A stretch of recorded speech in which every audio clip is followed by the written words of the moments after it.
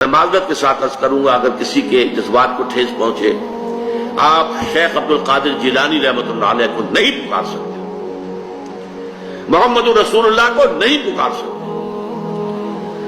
اور واقعہ یہ ہے کہ محمد رسول اللہ کو تو پکارا بھی نہیں جاتا، پکارتے لوگ ہیں زیادہ حضرت علی کو، یا علی مدد، شرک۔ دیکھیے سب سے بات نقطے کی بتا دوں آپ کو، فرشتے کو تو ہم مانتے ہیں نا،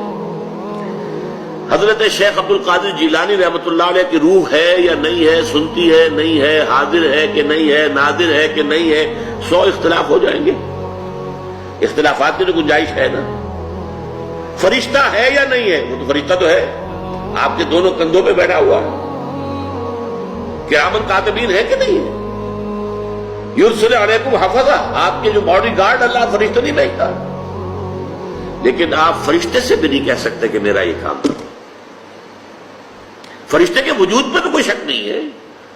یا جبرائیل میرا یہ کام کرو، قطعاً نہیں، غلط، شرک۔ لا تدعو مع اللہ احدا، اللہ کے سوا پکارنا کسی کو نہیں ہے، دعا کسی سے نہیں ہے، استغاثہ کسی کا نہیں ہے،